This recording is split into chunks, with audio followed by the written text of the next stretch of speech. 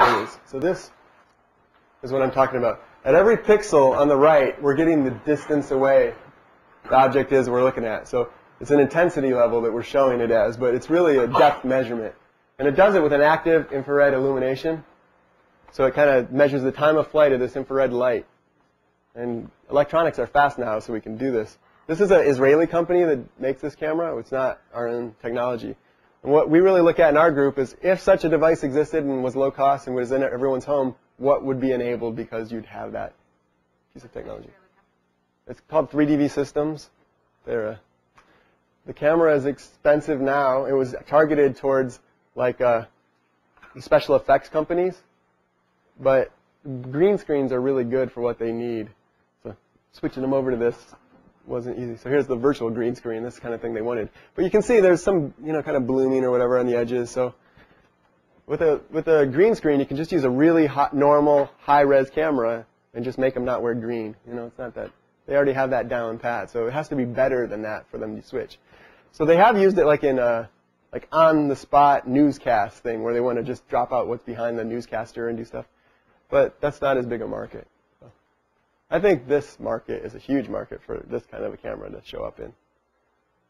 And so these just show demonstrations that we've made over the years that we had just a few days in their office with this camera, and we just changed our demos to use the depth information. So now I'm fitting these kind of boxes to my arms to show. We used to just find the arms in 2D. Now we can find them in 3D. And the way we used to do it was with background subtraction, where you have to step out, take it back, But with the Z camera, you don't even need that. The person is the only thing that's even there in the depth space you care about. So you have a really robust segmentation, and you have the depth information. Those two things together are huge. This was part of my talk I didn't get to. And then we can take that information, and now this is a virtual flight simulator we made to show off the procedural rendering in the PlayStation 2. We just hooked the control up now to your arms, and so you're like a bird. And you flap your arms. This actually has audio on the PC. Yeah. So if you'll see, there's a little shadow on the right. That's your shadow. So you are a bird. So when you flap your arms, the shadow's wings will flap, and you'll hear it flap. Yeah. And if I lift my arms up, I go up, and I put my arms down, I dive. And and there's a lot of people who really thought this would be fun. And in our office, we have this giant screen, and if you stand in front of the giant screen and do this, it's really neat. One other thing, this is the same demo I showed you with the magic, only now I don't need a wand. I just use my hands. The way we do it is we just look for something in front of your torso a certain amount, and that's the thing you want to track. And this has this really subtle thing that's, I think, really important. Cameras are always on, kind of. And like whenever the balls move around, actually in Minority Report, he did this little gimmick in there where he went to shake hands with somebody and shot a file across the desktop when he was doing his thing. I don't know if anyone caught that, but they put that in there. And that's the problem with it. It doesn't know when you want it to track you and when you don't. Well, with this, it knows you're addressing it when you reach out. When you put your hand back, it ignores your hand. When you reach your hand out, you're addressing and being able to address the computer and have it know when you're addressing it and when you're not is a huge, huge interface issue. So, yeah. We've seen these demos, but I'll get to some.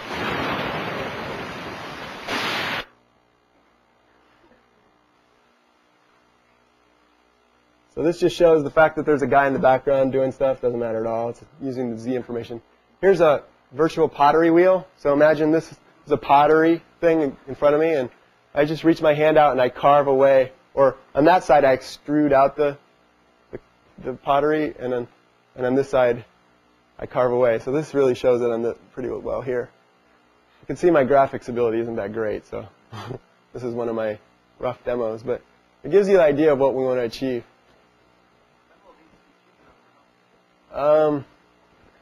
I think soon.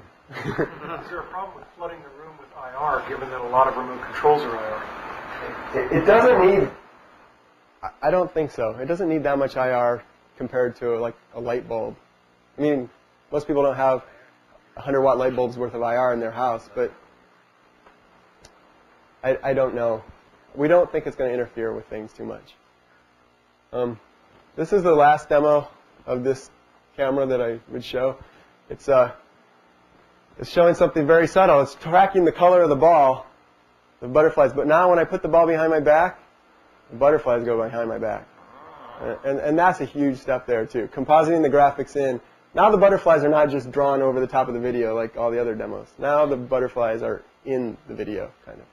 They're still not rendered as well as they should be, but they also don't know I exist. They could. We didn't program that, so they just drive right through me right now. They don't collision avoidance or anything. This demo didn't have this data before this, so all we're doing is drawing me in the Z buffer to block them out.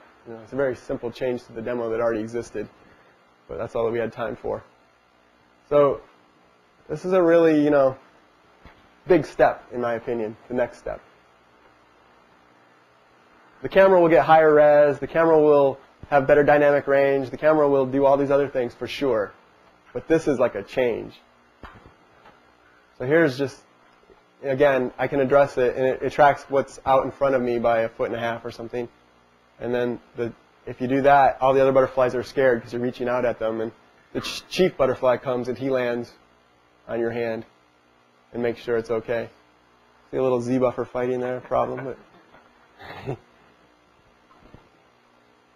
But it's really fun to see somebody, when we show this live, we have one of these cameras in our office. When we show that, now we do.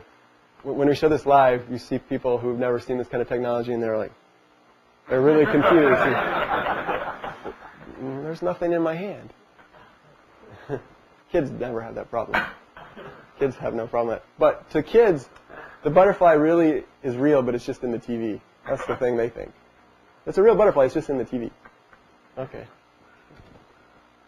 So, that's what I mean by the Z camera. All right. Since I have you watching and you seem... One other video using that same Z camera, I showed you we could do motion capture with color, but you can only do so well. Well,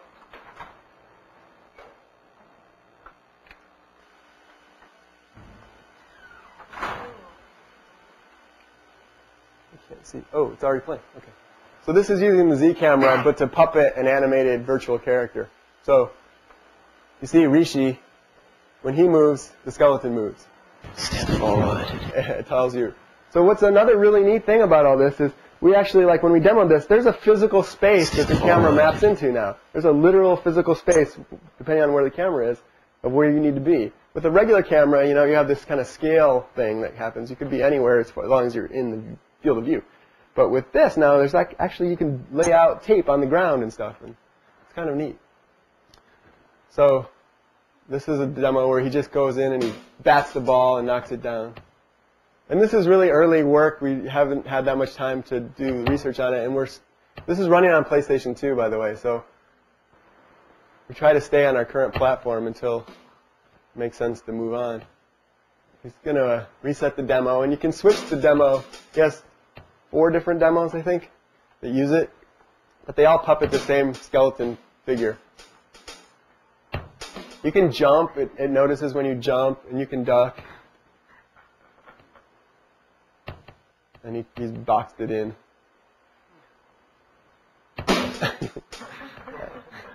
He likes squash, I think. Do you think you could teach somebody to play golf using this? Golf. Or hit it? Golf. I think you could get a rough interface, but golf is a very subtle. Yeah. The slightest nuance matters. Yeah. So if you really tried to do like a golf simulator, I don't think that would be a good idea. But you can have a golf fun interface. Baseball is a little better, I think. So yeah, this is a neat trick. He can actually balance it on his head here. Get the punching bag balance. That's the question. Interesting networking game ideas coming out of this? There's a push for these consoles to... There are a lot of people who have thought about doing video conferencing with it, for example. One of the limits... Yeah, if you can guess what this was inspired by. And if you can't, we'll just, at the end of this, we'll make it brutally obvious here. One of the problems with doing a network game is that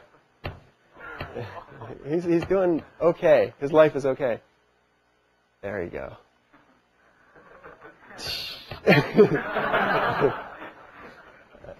So, yeah, the bandwidth over, a lot of people still are on modem. We can't get video over modem very well. Broadband, we can do it. It's still hard, and there's latency issues. But, yes, they're definitely looking at video conferencing. One of the things that will be used right off early is just like a lobby before a game starts. If you want to see and talk to the person live, you could. But then already they do that with voice. Now they can do it with video. So this is a stacking demo. You can actually pick a box up and do stuff with it. Anyway.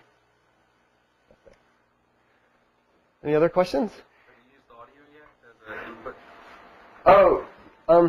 So there is a microphone in the camera, and when you recorded a voice message on the existing games, you can record voice.